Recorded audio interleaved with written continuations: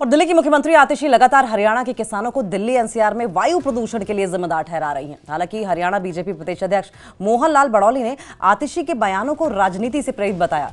वहीं मोहन लाल बड़ौली ने हुड्डा पर दिए गए बयान के लिए शमशेर सिंह गोगी का समर्थन किया है और कहा कि उनका धन्यवाद जिन्होंने माना कि पहले कांग्रेसी अपना घर भरेंगे। और साथ ही बड़ौली ने यह भी कहा कि हरियाणा में बीजेपी 50 लाख से ज्यादा सदस्य बनाने का लक्ष्य रख रही है, जिसको लेकर बीजेपी पूरी तरीके से तैयार है। अगर सोनीपत का किसान पोल्यूशन पैदा करेगा, यहाँ कोई पोल्यूशन होगा, तो सबसे पहले उसका सामना सोनीपत के किसान को ही करना पड़ेगा। आज हमारे देश का किसान, प्रदेश का किसान पूरी तरह से जागरूक किसान है।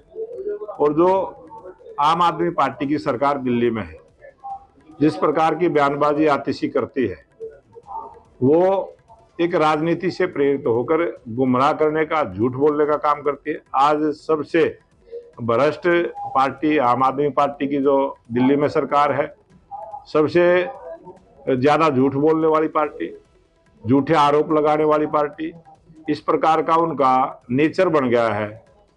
उनका जब भी कोई बात आती है, कोई संकट आता है, तो दूसरे को दोषी ठहराने का काम करते हैं और अपनी जिम्मेवारी को जिम्मेवारी ना मानते हुए गैर जिम्मेदाराना ढंग से बयानबाजी करते हैं।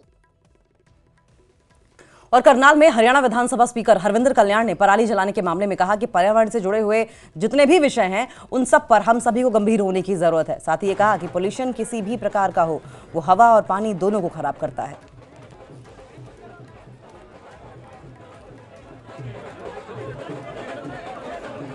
पर्यावरण से जुड़े हुए जितने भी विषय हैं, उन सब के ऊपर हम सभी को गंभीर होने की ज़रूरत है। पोल्यूशन किसी भी प्रकार का है, चाहे वो किसी माध्यम से भी पोल्यूशन होता है, वो कहीं ना कहीं हवा को ख़राब करता है, पानी को ख़राब करता है। जहाँ तक हो सके हम सभी को इसमें योगदान देना चाहिए, क्योंकि जो हम एक पर्यावरण, जिस प्रकार का पर्यावरण हम बनाएंगे, उस पर्यावरण के अंदर हमें ही जीवन जीना है, हमारी अगली पीढ़ी को जीवन जीना है। तो मैं समझता हूँ कि ये सभी की मिलकर एक जिम्मेवारी बनती है कि पर्यावरण को हम शुद्ध रखें।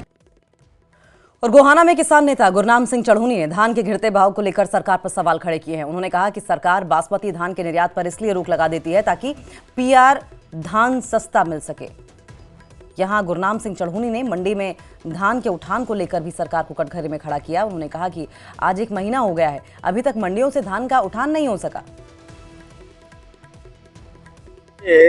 बासमती धान जो है वो हमारे निर्यात पे निर्भर करती है, और जो भारत की बासमती है या पाकिस्तान की बासमती है, ये दुनिया में बड़ी टॉप पर मानी जाती है।